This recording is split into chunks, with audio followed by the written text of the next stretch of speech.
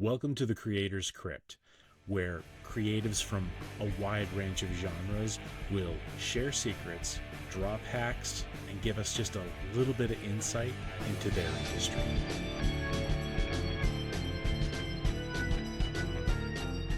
Today's guest is Sarah de Gaudemar. Now, Sarah is a CG and stop-motion animator who's worked on some incredible projects. Some of them more iconic and others more cult classic. Projects like Adult Swim's Moral Oral and Robot Chicken. Then there's Lego Batman, and we can't forget MTV's Celebrity Deathmatch, and projects like Coraline, just to name a few. Sarah, welcome to the Creator's Crypt. So, was stop motion something that you were always wanted to get into, or was it a stop along the way to something else that actually just became the career? Well, I wish I could give an answer that said, like, oh, I always knew I wanted to do it and I was doing it since because some people, they have that answer. They say they were doing it when they were like 11 or whatever. But it was something that I enjoyed watching, but I never thought about people make that. I never made that connection. You know, when you're a kid, you just don't think about the process. Things just exist. You don't think about the process. So it was something I enjoyed without thinking it was a job you could have. And that wasn't... So it wasn't something that clicked with me till I actually went to film school and kind of fell into the animation department. And then I was like, oh, I could do stop motion. Like, you know, so I put together my love of it with this like actual department where you could film movies, and that's where it really started. There's the film school side, but you know, school only goes like so far, and then you step out of that world and you have to, you know, get your foot in the door. What did that look like? Well, okay, so first of all, when I was in film school, I made a film as like my senior project, and it was not good at all. Like, I wouldn't even show it to anyone now. It's so embarrassingly bad. But I did make one, so I had that. And there was this, and honestly, when I first graduated, I thought, I'll never make a career in stop motion because there's no jobs in it. I was like, what have I done? You know, you can't do this for a living. So I didn't see it as a career. But I got lucky because right after I graduated is when they started Celebrity Deathmatch, and they were looking for stop motion animators on the, you know, in New York, which was not a place where they'd been doing stop motion. And I had this film, so I was able to have a meeting and get in the door and get hired, and that was it. That was the start of it, you know. So luck. What a was cool really start, a huge though. part of it. I mean, yeah, like that is an amazing start, because I mean that I think is so cult classic. Like I remember watching that, and I remember being like, oh my god, I can't believe this is even on television. I mean, I know it was, you know, MTV, but still. It was luck. It was luck. Oh my god. It was fun to work for MTV too. I mean, the whole thing was it was a fun experience. I bet, yeah. Any particular, you know, things that stick out in your mind about, you know, beating up celebrities? Well, what was interesting about it was they'd never done stop motion, so they didn't have stages and all the stuff that you would have. What they had these tape closets where they used to store the tape library of all their like Beavis and Butthead episodes and stuff, and that they turned those into shoot rooms, which by turning them into it, they just took out all the tapes. It was still carpeted, no windows. You know, you were in these small rooms. They would stink at the end of the day because you were locked in with your no real air ventilation. And doing like all of this work on the carpeted floors, which is not conducive to stop motion. It was definitely it was the beginning of figuring it all out. So it was kind of exciting, but in hindsight also like, I can't believe we did that. No kidding. So I didn't know that. I've played with stop motion just a little bit, enough to know that like there's certain things that I have never been able to get past. The flickering lights, like, because it doesn't look like it's flickering, and then you take the first shot, Right. And then the second shot, the flicker's different. It's like, what the hell am I doing wrong? You know, and I get frustrated really easy. But I had no idea about carpeting. What is it about carpeting on the floor that creates a problem? It's just that if you put your tripod on it, it's not a solid floor. You can't glue it down. I mean, it's gonna, as you're standing next to it, carpet is gonna kind of condense, and it's not a it's just not solid to put your sets on and your lights and everything. You want something hard and solid. You don't want to be on a wood floor. You don't want to be on carpeting. You want to be on like concrete, ground level, no second level. These are all things. I mean, like, overnight, if you're on a wood floor on like the second floor, overnight that wood is going to kind of, with the humidity and the temperature change, it's going to kind of condense and move, and so your set's going to move. Yeah, a little bit, but enough that it'll look huge on your screen. So yeah, because I mean, you can do it. It's not like you can't do it. I'm just saying that for a high-end production, if you're paying a lot of money, if it's a professional production, you wouldn't do it. You would do that in your house for like a your home project. Yeah, because that's amazing when you think about it, because you don't even know that things are moving until you see that freeze frame. And then even then, the attention to detail is so acute that you've discovered that slight movement in the frame that, someone who's not like a professional might have completely missed, Stuff like that just... Yeah, I mean, if it's not huge, sometimes you don't miss it. But, I mean, we even have set shifts because we shoot on wood tables. And if you don't have good climate control, wood is always gonna warp. So there's always some set shift overnight when you have a hot set. That's just kind of part of it. But whatever you can do to minimize it is obviously good, because you can't always hide it in post. Well, now I'm geeking out just a little bit, because I do really love this process. I unfortunately, my patience level is, it's a wonder I even do what I do. But, so my patience level is nowhere near what it needs to be able to do what you guys do. I'm always like trying to force it a little. No, this isn't, you're not. But I think stop motion requires the least amount of patience of all the animation. Because really? You just grab it, you put it where you want it, you take a picture, and it's done. I did computer animation, and to me that took way more patience. And hand-drawn, forget it. I don't have the patience for that. Yeah, I've always wanted to build a comic book, but at the same time, just think about all the drawing. I mean, that's intense amount of drawing. I don't have the stamina. That takes a lot of patience. Yeah, see? And I don't know why I sculpt. Because I build creatures like this back here, and, to me, that's easy. It fits in my wheelhouse, and I'm always worried about, like, the stop motion thing that I just didn't have the patience for animation at all. But it's something I kind of feel at my core that I really, really want to do. It's on my bucket list, and I'm just like, because I own almost every damn piece of software that you can get to animate, and I keep buying software, and I'm realizing this isn't going to help. This is just all you need more is of an Dragon expense. Frame if you're doing stop motion. Well, and is Dragon Frame still in use? Because I remember years ago it was, and then suddenly I couldn't find it anymore. It's the industry standard. So what about is there anything else that that would happen while you're animating that the normal everyday person who is not in the know would have no idea about? Like the carpeting thing just blows my mind. Yeah, goes wrong, yeah. Well, you have like lights will blow, and when you put a new bulb in, it won't be the same temperature. It'll be hotter, because they kind of, as they die. So now we have LED lights, so it's not such a big deal. But back then, you had the bulbs that would kind of die. Puppets break, and then you got to line them back up after you fix them. I mean, these are all things that can go wrong. But those probably seem kind of obvious, I guess. Or what used to happen?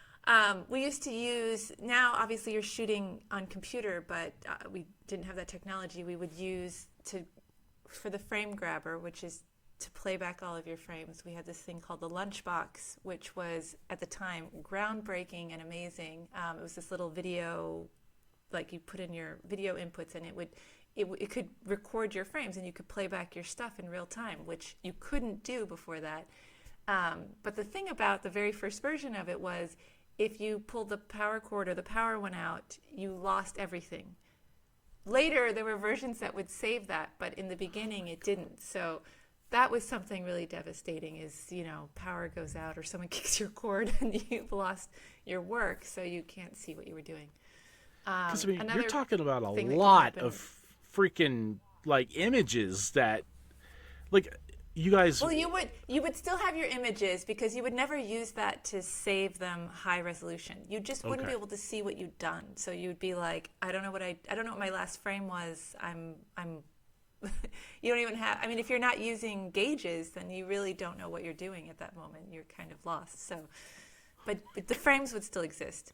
But speaking of losing frames, we used to shoot on film, and when you would shoot on film, you have the way that your viewfinder is lined up with your film, because it's taking in the light and it's exposing the film. When you want to see through it, you've got to move the film out of the way and you look through, and then you need to put it back. But if you forget to put it back, you end up shooting all black all day, and you don't know it till you develop Oh, the film no. or discover later. Yeah, so that happens sometimes. Oh, my God. That's Not a lot, but every once in a while, it was devastating because that is your frames are gone because that is the thing that was recording them. Yeah. So and I thought I knew how many, like, because, with certain types of animation, you can mess with, the frames that you shoot in, whether it's in twos or, fours. Like if it's 24 frames a second, then, that's 24 photos or 24 images to get that second worth of. For you guys, I heard you guys were crazy and you just did it in ones. Like it was literally. yeah, you shoot on ones. If you're doing a high budget production, usually you do twos if you want to save time because that's Yeah. obviously a Yeah. huge time saver. But yeah, I mean, like feature films, you're on a big screen, and so those are usually on ones. Oh my God. Like, I mean, because I was just getting used to the idea of, okay, 24 frames per second, you can do it in, twos and there, it's only 12 images, or it's only, Yeah. depending upon what you're doing, it's only like, 6 images. I mean, if you really want to get chunky, That's but how I shoot in my studio. I like that look. I feel like it looks like stop motion, which I like. So I'm kind of a fan of twos. well, It's a fun challenge to make something really beautiful and perfectly smooth on ones. So I mean, I'm not saying that I would never do ones, but personally, I do kind of like the style of twos, and I'm fine working on twos. yeah, It's easier. I mean, you got to get past, like, we're talking about 1 second. So, like, how long would it take for you guys to do like a full minute of a scene? Because we're talking, there's so many frames per second, but then, I mean, there's setup in between, and then there's the onion skinning, making sure that everything is lined and like. Well, I don't use personally. If we're getting into the details, I don't like onion skinning. Never use it. That's personal. Oh, opinion. okay. I always do the toggling back and forth. That's toggle all day long. No onion. No onions. I'm not a. I don't know how I don't know how people can use it. I can't tell what's going on. I have onion skin. I'm like, I don't know what's happening. I need to see the motion. So I got the you do this all day long. So you get the carpal tunnel. You go boop, boop, boop, boop, boop, boop, boop. Yeah, no onion skin. Nice. The question about how long that takes, though, the question is, are you working on a feature film or are you working in television? Like, what's your quota? Like, what's the budget? Because in film, you might do from like 2 to 5 seconds a day, but TV, you're going to try to aim more for 7 to 10. So they're very different schedules and styles of animation, of course. Wow. And I knew like a minimal amount, just as something that, as somebody who is interested, but like just hearing you talk about, things like the carpeting and the tables, and it just, oh my God, like, yeah, it's a wonder you guys are able to even do this stuff. I mean, the other thing I was going to ask you is, so what's a day look like on set? Like, you're going in and you're starting your day. Like, how does that, we'll say the average day for you, what does that look like? Well, when you're doing stop motion and you're going to be in your curtained off stage all by yourself, but before you're by yourself, there's the whole process. You have to get your scene ready. So you're kind of coordinating all that. You need to get your puppets. You need lighting has to come in, and you have to discuss like what's your focus range, and because if you go out of it, you're going to be out of focus. So you need to know these things. You need to discuss with the director what you're doing. So there's all these departments that you're meeting with. You're coordinating all these departments together on your one shot that you've got. And then when everybody's happy with their part of it, they leave, you're alone, you animate all day working on, like you said, like it's like 2 or 3 seconds. And then when you're finished, you call the director in, and the director looks at it and usually says okay, because our schedules are usually too tight to do a lot of reshooting, but sometimes they're like, no, you need to cut back or reshoot this or try to edit something to make it work better or whatever. And then you deliver that and you set up for your next shot. Oh, wow. Different. When I worked in computer animation, you're constantly changing your shot, and so people come in and they're always like, you should do this, and then you're redoing it and you're redoing it and you're redoing it, and it doesn't feel like yours anymore, and you don't know when you're done. When do you say you're done? I don't know. It's never done. But stop motion, usually you don't. You try to get everything right before you actually start, so that it's gonna go in the movie. So maybe there's some mistakes in it, but usually they kind of stay there. So there's not like I don't have a lot of times where directors come in and they're like, oh, I don't like that, and there's usually not arguments, or there might be some disappointment, but usually on it's fine, it is what it is. It's what it and is. you move on. And as a puppet designer, a creator, of different types, we have this little running joke is the worst thing you can do to a puppet is hand it off to a puppeteer. So have you broken any puppets? Oh, yeah, all the time. No, I mean, I'm sure puppet departments hate animators. Because you have to get a performance out of it. You've got to really manhandle it. It's just how it is. I mean, I try not to. I don't want to break it, because that's also bad for me, because I'll be in the middle of a shot and that would really suck. But over time, those things they get weakened and they break. It happens. Well, especially depending upon the material that it's made out of. I mean, because if it's something like the wire that there'll be sometimes a coil that you only get like so many uses out of that before it'll snap, and so you have to be on the ready to make more. But with the rigs, I mean, they're still pretty delicate, but at the same time, I think they last more than like twice the length. I mean, they're, do you guys have a lot of problems? Breaking I did was so on Coraline there were 2 sizes of cats. There was like this little 100% one and a 200% one. So when the cat was with Coraline, it had to be to scale. It had to be this little tiny thing, and then when it was alone, it would be this really big one. But I ended up doing so many shots where we had to use the tiny one because of the scale of whatever we were working on. And the tiny one had little wire legs. They were not ball and socket because it was just too tiny. They were really, really skinny. Holy cow. So those little legs were these little tiny wires, and I was doing all this stuff. So I broke a lot of legs. That was, I think, the thing I've broken the most is cat legs. That sounds like a cool conversation. I still have one in my kit somewhere. I saved one. So I have a little broken Coraline cat leg. You just got spare legs laying around. What did you do today? Well, I repeatedly broke some cats' legs. Well, that's cool. But they were easy to break. I mean, they were tiny. That's why most animators didn't want to go near the cat, because it was not a dream to animate. Yeah, it's not a friendly critter. But I came from wire. Coraline was my first it was my first feature job. So, I mean, I was so used to wire. It was like, sure, that's fine. It's no big deal to me. But people who were used to ball and socket were probably like, no, I want to stick to ball and socket. They were spoiled. They're spoiled a little bit, yeah. for the ball and socket. Oh my God. And speaking of Coraline, so you had the different size of the cats and stuff, but I heard that the puppets ranged from, if it was a kid size, it was probably about 7 inches, and the adults were closer to 9 or 10, I'm assuming. What did the sets look like? Yeah, sounds about right. I mean, because a lot of people are thinking, because a lot of people think, oh, okay, so it's a puppet this big, but that seems okay. Well, no, you've got to build a world around that puppet. Yeah. And what was it like working inside? Sometimes you're sitting up on the set. Yeah.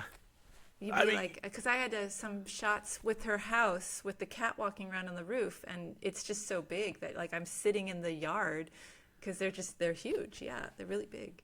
That's amazing. And then you've got to be that much more careful because God only knows what's in the yard. I mean, like, how much movement did you have before you knocked over a fence or, a tree or something, I mean. Well, I mean, usually where I'm sitting would be a part that's not in the shot, so. Gotcha. Oh, okay. So that makes it worse. You got one place. You can dismantle, depending on what angle you're looking at, you would dismantle part of the set. So you wouldn't, it's not like it's not always one whole piece unless you're doing a big wide shot. When you're focused on one part of it, you have the tables are like modular, you pull apart parts of it so that you can get access to it. Okay. Now that's cool to know because are you allowed to do that or do you have to let the set designers do that? Because, set people do that's it. What You I don't figured. want to go in there and no, mess hell up their no. set. Yeah. Yeah. I try to make friends on stage. I don't like to make enemies. But that's what I'm talking about people who aren't in the know, don't realize, it's not just about going in every day and moving something and take a picture. I mean, it's about all this other stuff. I mean, things that you have to be concerned about, moving stuff around that you're not even allowed to touch. It's like, hey, I need to be over here for this segment. And then in some cases, if that set designer's having a bad day or that apprentice on set or whatever is having a bad day and they're moving stuff around, they're complaining because they had to move it in the first place or that wasn't on my list. Well, there's always the negotiation because, I never want to, and obviously, especially as a woman in the industry, I feel like there's this more feeling of like you're being a diva, if you ask for something. So I feel like there's more pressure to try to be agreeable to stuff, but there is always that like lighting people, they want to have the most beautiful lighting. So they want to have the lights all around and the C-stands, but then you can't get in there. So you kind of have to have this discussion. And it's like, who wins, It's like, I don't want it in my face. So you need to move that. And they want the lighting to look beautiful. Obviously, I mean, so everybody wants their part to look beautiful, but you also need to have access. So and I bet you negotiations. There are a lot of people listening that didn't realize that not only you are clearly going to be in a cramped place, but that there is a juggling, that needs to go on to get you there. And then while you're there, it's even more cramped because of the lighting kits. And you're right, because I mean, lighting, like we were talking before we started recording about how many bounce I've got just to keep the light from looking harsh in here. I can't move. I'm in this chair and I can't move because if I do too much this way or too much that way, I'm going to wreck something that I spent all afternoon putting together or all morning putting together.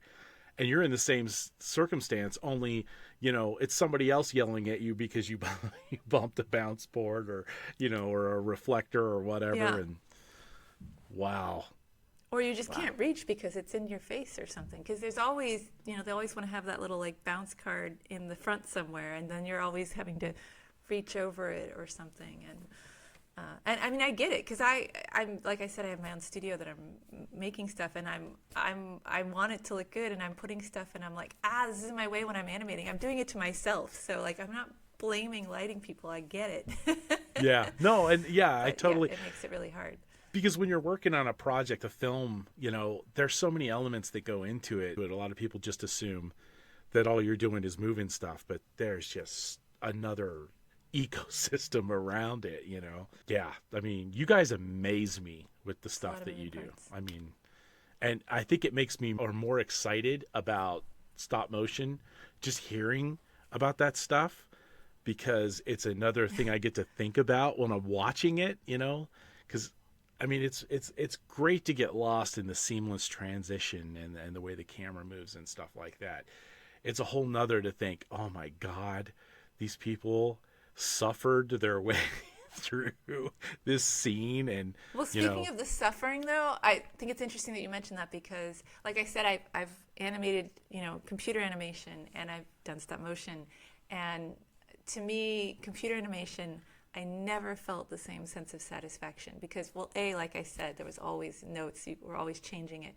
But there's also this level of like when you suffer for something, when you're in pain making this thing and then it's finished, there's this, I don't know, I mean, maybe there's some self-hatred you have to have as a stop motion animator, but I don't really feel like I've done it until I've suffered a little bit. If it's too easy, I don't know, it just doesn't, the satisfaction isn't there. So that's like a Yeah. part of it. The suffering is, it's a part of The the satisfaction. artistic side of it that Yeah. has to be there. Yeah.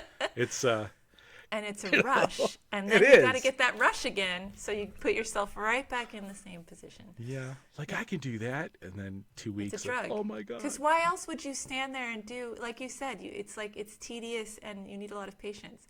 Because there's this rush you get when you take this thing and now it's moving around and it has life and there's this satisfaction there, and it's like a drug, and you need to get that hit again, and you do it again and again and again. Oh my god. Well, speaking of Torture hits yourself. and rushes, what form of stop motion is your favorite to work with? Is it claymation, paper animation? Clearly, it's not the digital. The replacement animation. Which one is your absolute favorite? Well, I haven't done some. I'll say my least favorite was doing pixelation, where you're animating people. That is so hard because Oh, wow. you get one thing where you want it, and then you move another thing, and it's a person. It's not a puppet, so it's gonna kind of move around. That just does, and it's just. Oh wow. There's nothing more frustrating than that. So that was the hardest. So probably my least favorite. I think my favorite is just when you have like a nice ball and socket puppet, and it just moves really well, and you can focus on the acting and the performance, and that's the most fun. So more of a But I rig like puppet. Well, I mean, I guess, but honestly, I've been doing a lot of like toy animation lately, doing advertising for brands, and I actually really like that stuff. I like all kinds of animation. I like the challenge of this is something weird. How are we going to make this move, and figuring out the rigging and figuring out how to animate something unusual. I don't know. I like that challenge, so I like all of it. Well, yeah. See, and I that have that a is short attention span, so I like new things constantly. Yeah. I mean, yeah, I think every artist kind of does. I mean, you get bored. I hate repeating myself. Like I've made a bunch of Ninja Turtle suits for people, and like after the first one, I was like, okay, I could put that in my, I did that. The second one, no, I'm not really crazy about repeating this. And by the third one, I was so sick of it that I tripled the price. And I'm like, you know what? This is how much I'm willing to deal with this. Is if you give me this much money, I would be willing to do it. And then people would do that. I'd have to raise it again just to keep people from asking me for it. But, Yeah, I'm like that's that. incredible. I think that a lot of people in stop motion are there's a lot of ADD. So yeah, we like to. I guess there would change it. have to be, I mean, because you're hyper focused, on Exactly. so many That's the details. misconception. People think ADD means you can't focus at all, but it's that sometimes you're hyper focused and sometimes you can't. So you've got to hyper focus to stay all day long on that one thing. So I think that's why you actually have a lot of people with ADD that do it. So I'm curious. You said you animate toys, and so with a toy, it's like an action. We'll just say action figure in this particular case. As Yeah, someone check who has in the past, not recently, but in the past, played with an action figure, I know that there's some limitations to. It's not exactly a human analog in respect to like ball joints for the ankles and stuff. Not always. So how do you animate something that they're resists challenging. like that? Well, okay, so either it depends on what your budget is and how much the person wants their toy to be altered. Because there's one thing, if you're advertising a toy, maybe you want to show literally what it does. Because if you alter it too okay. much, then the kids are going to get it and say, oh, it doesn't do what it did in the ad. But if you can alter it, then you can, put in your own joints. You put in wires inside. And so now it animates like a regular puppet, but it looks like an action figure. So that's the best choice. But if you're on a time constraint or they don't want to alter it, then I stick to more changing the, quicker shots, different camera angles, trying to fake as much as you can. Because, yeah, I mean, a lot of those figures don't move very well. Yeah. But that's part of what I'm saying, the challenge of how do I make this do what it can't do? And that's part of it. Strategery. Yeah. And because I watch, I try to be a fixture on TikTok, so I'm watching things that people are doing, and there's an individual on there. There's actually two of them, that one of them takes like Transformers, and he'll do just like what you're saying, and create these little chase scenes, and they're transforming in animated, and it's really amazing. And then there's this other guy who has taken paper pieces, and some of it is animated in a stop motion form, and others where he can get away with it. He'll have like a rig that he can move it, so it's moving real I've time. seen, I mean, maybe we're thinking of the same guy, but I've seen like there's like some puppeteering going on with it. Yeah, exactly. It's kind of a pretty mixture neat. of both. Yeah. Yeah, it would be funny. I can't remember the guy's name off the top of my head, but yeah, it would be funny if we're both Can't either, but following I the think I've same seen guy. the same stuff. Kind of like a triangle shaped heads for like there's a woman that's kind of in a black suit or something, if I remember correctly, and she's sort of like the hero of the project. Yeah. It's beautiful to look at, like It is the animation beautiful. and It's everything. Yeah. well figured out, the rigs and stuff. It's really neat. Yeah. Has there ever been any headbutting or even witnessed a meltdown between a puppeteer and a puppet maker over a break or an oops? I've never seen a meltdown, but I do know, like, I've been on productions where if you have somebody who's particularly rough with the puppets, like I know someone whose nickname in the puppet department was the Punisher, because he would just break lots of puppets. So you might get a nickname behind your back, because my sister's a puppet maker, so I'm sensitive to the So okay. So what you they understand. go through. Yeah. And I know some of the inside stories. Yeah. And I know there's probably some anger but that's if somebody's, not being careful. I mean, I'm not perfect, but I do try to be careful with the puppets and nice them. And if you're being sensitive to that, then I mean, people are generally they know it's part of the job that it happens. So It's job security. If something breaks, you're there to fix it.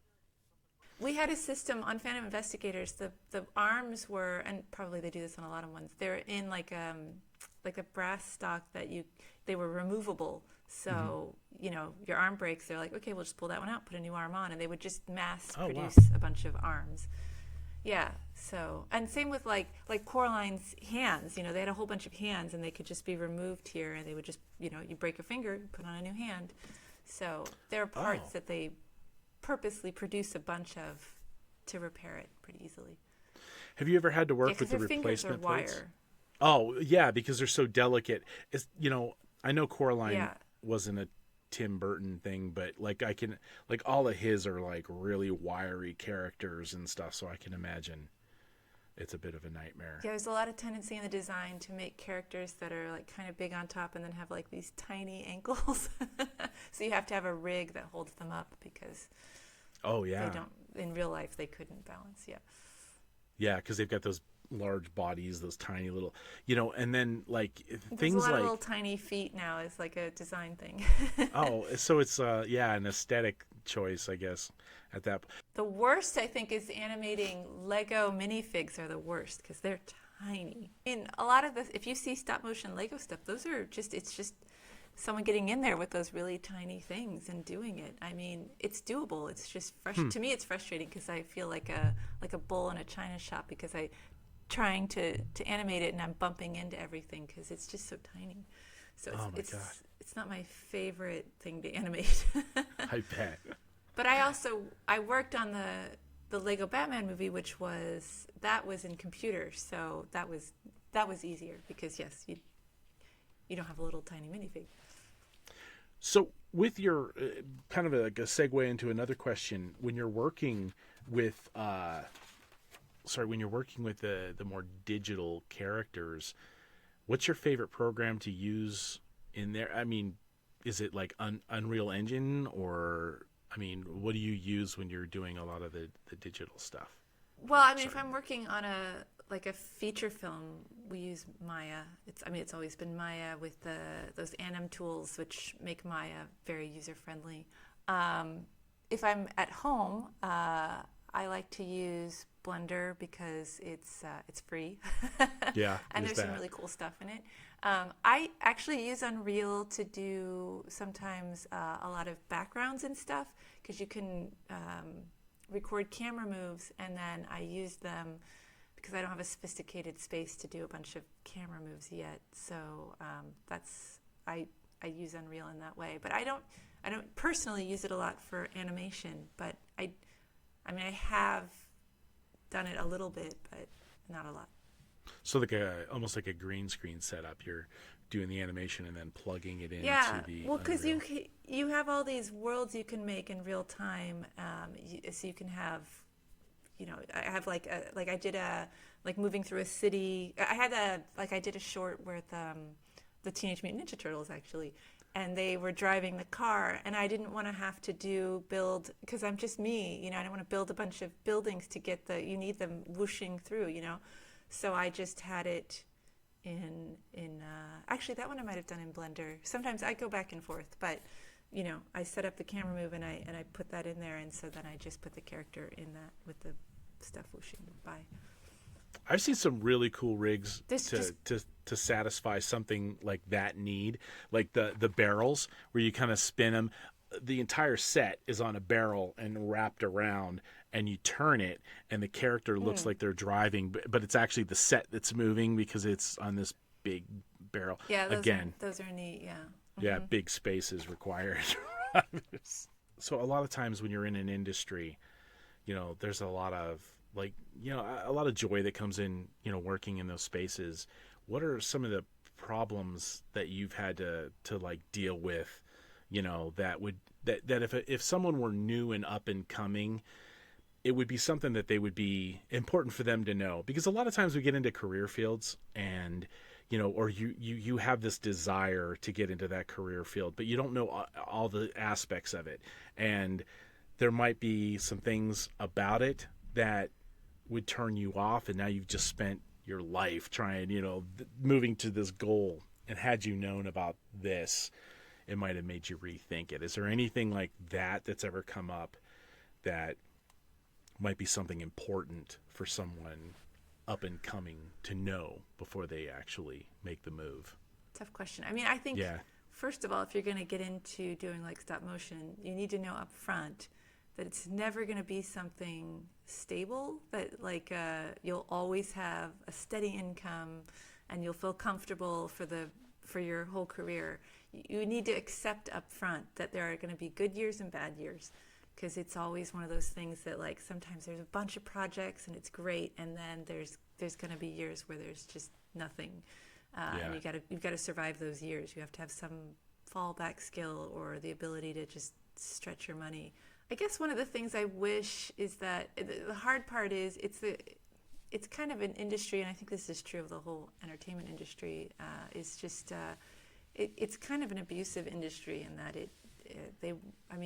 most people, they want to make stuff for as cheap as possible. So budgets are, they go down constantly. Inflation goes up, but salaries are not going up. They're very stagnant, and so as you get older, you tend to get replaced by someone who's younger and just coming out of school. And so there's a lot of young people that will put up with a lot of bad work conditions because they're just so excited to be there. And Yeah. studios love that because they pay very little for that. So, and I don't know how you fix that, because everyone they've got to get in the door, so they're going to do it. And it's just this endless cycle then of, well, if we can get it for this price and these people are willing to do that, we're going to keep doing that. So you get into it that way as a young person, and then you get older, and then you're going to get replaced. So Exactly. It's just because it is an incredibly abusive industry.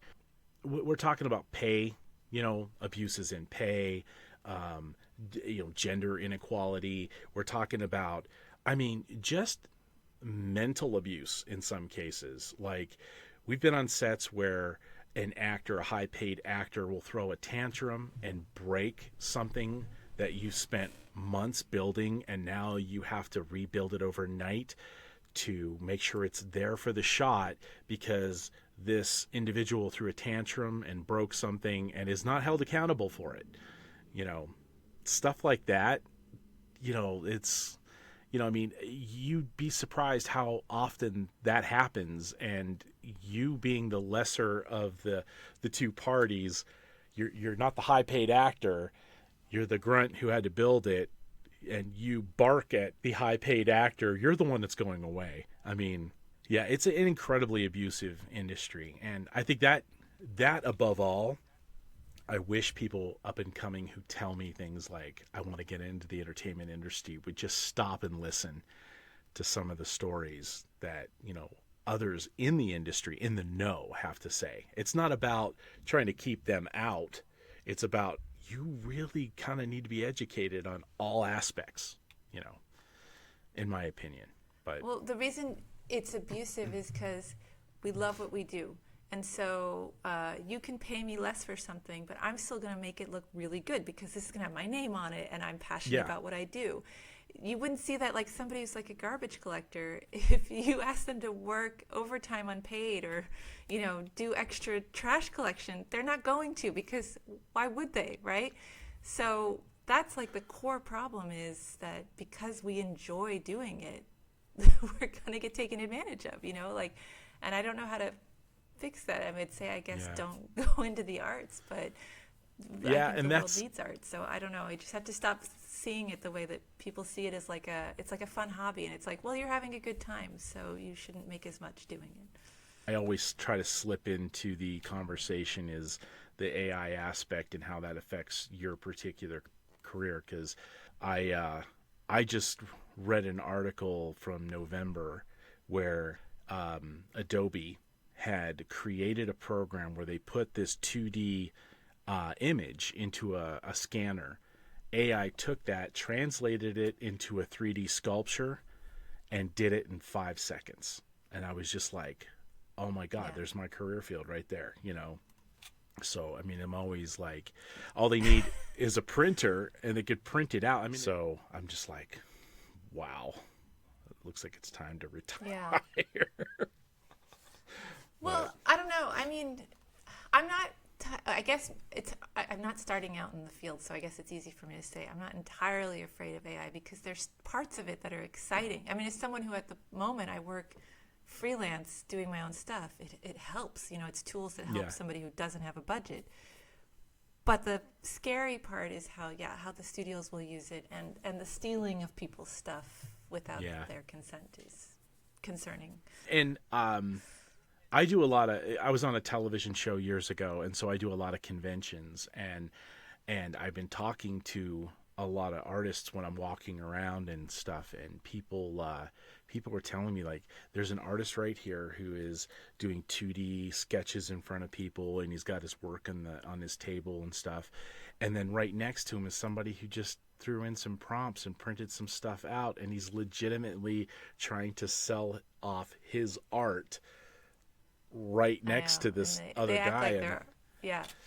It's like, dude, you're... But I think my personal opinion is there'll be kind of a backlash to that, like, generic AI look. And people, as you can already tell on social media, people love to see the process of making something. They love those time-lapse videos and stuff. And I do think that like, stop motion is something that I don't think it'll die. I think people will want that. They'll want to see the human making it. And so I have this feeling that it will still have an audience.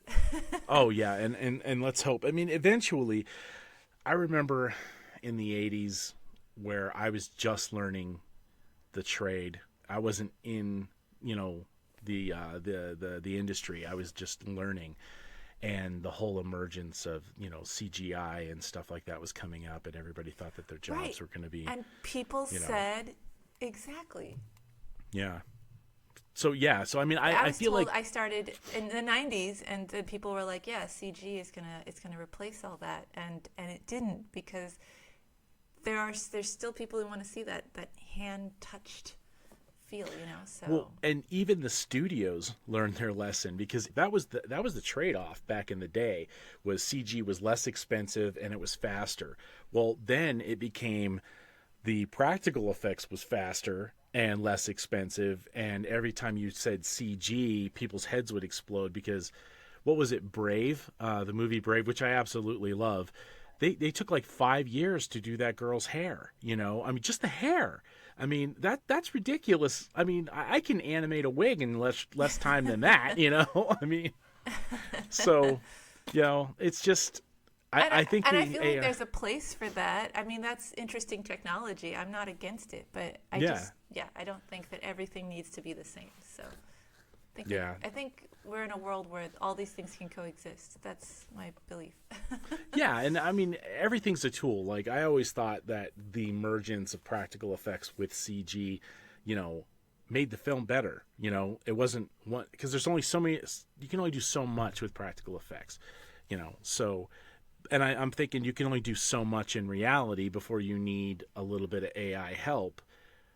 But as long as that's what it is it's not the forefront. It's another tool in an artist's, you know, basket to help them get the job done. That's just my opinion, but I mean, that's how I see it, but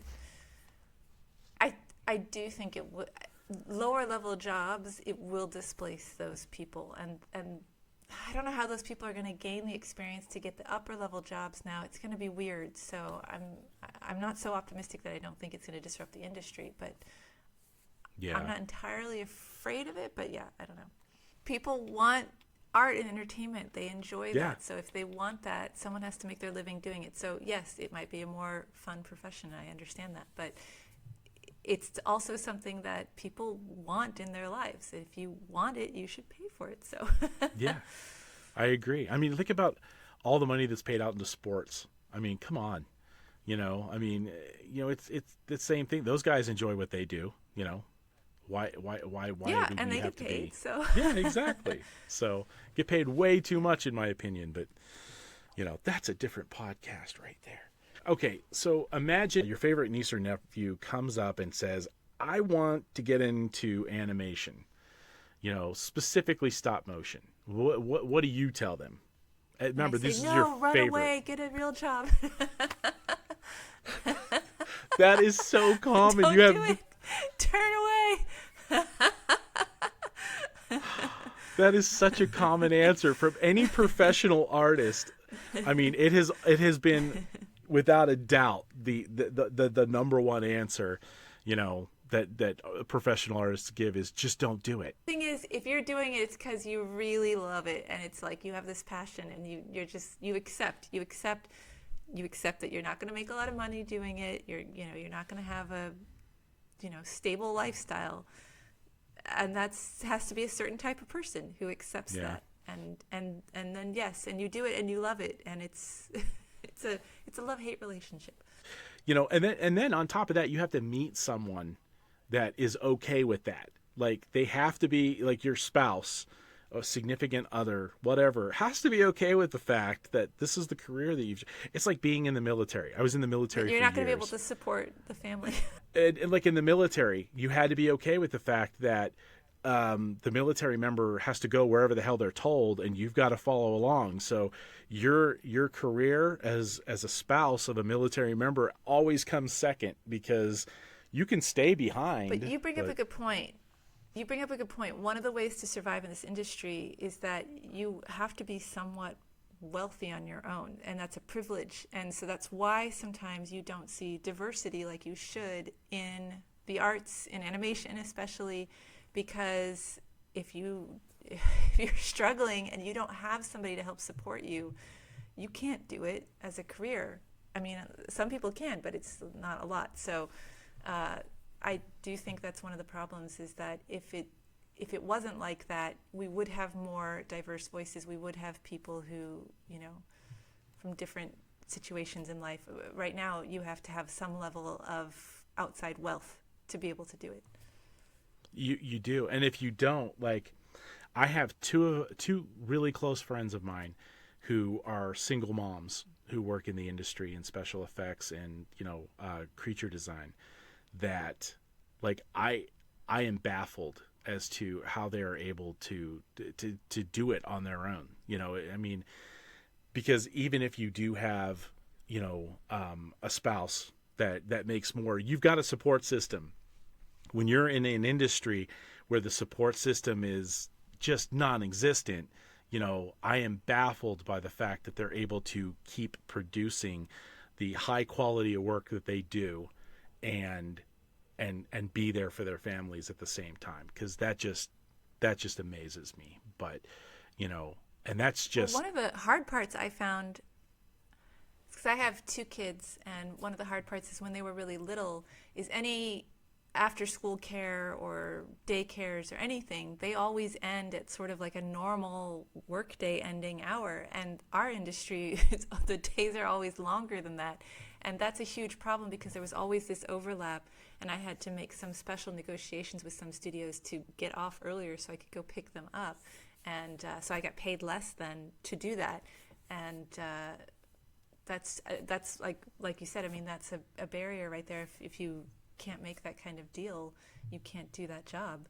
And people also perceive that as a parent, you're not going to be able to give the overtime that they want, and so that makes you less desirable. They're going to want to hire somebody, again, back to the young people who are without any commitments. They can just work the long extra hours.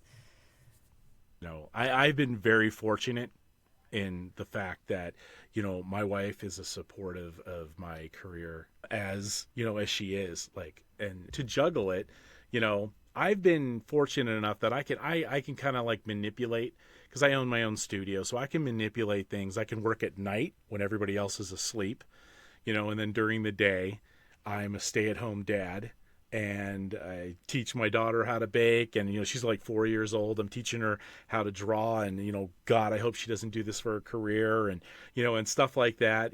Teaching her how to read. That's my day job, and at night I'm the special effects guy and the podcaster and all that stuff. But it wouldn't. Yeah, work from home. That's one of the pluses is the flexible schedule. Yeah, but again, like, it took me years to get to the point where I could work from home. So, I mean, if you've got somebody coming in, and they've got a family, God forbid, started a family when they were in college or something, and now they're trying to, it's ridiculous, because it really does. It drives people away. That's why I have trouble when people ask for advice. I'm like, I don't know, because like I said, the industry, it ebbs and it flows. It's got good years and bad years. And if you end up graduating and it's a good year, then that's luck, and you're going to get into the industry. You're going to get your foot in the door. You go during one of the bad years, and I don't know. I don't have good advice, because it's just you just have to weather the storm, and just be so passionate about it that you'll stick it out until it. And it always does. It always comes back. It seems terrible, and then it bounces back, and it happens every time. That's always been my advice: is just do all the research you can. If you're learning all this happy-go-lucky stuff about a career field, you're not doing all the research that you can. Every career field has its downside. So you got to find that downside and see if it's something that you're willing to put up with, But well, I really want to thank you for coming on and talking to us about this stuff.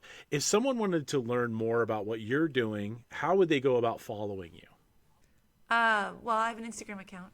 They could follow me on Instagram. I post a lot of behind-the-scenes stuff and all the stuff I work on and everything. I try to share information a lot. I'm not one of those people who's like, I don't want to tell anyone because that's my secret, and I don't want to share it. I try to share all the secrets as I know them, so other people can use them for making stuff. I like the community right now where everybody's sharing all their tips and tricks, because there's so much to learn from each other, and I just think it's better to be giving with that and not secretive. I'd like to thank Sarah for coming on the podcast and giving us a little more insight into stop motion animation. I would like to thank our friends over at the Collector's Maze Network. If you're looking for that one place to find a collection of podcasts in the geek and fandom realm, then this is it. And as always, I'd like to thank my friend Gil Corzo for supplying the Creator's Crypt with our theme music. This podcast was recorded on Riverside FM and edited on DaVinci Resolve. Well, I'm coming home from a horror show.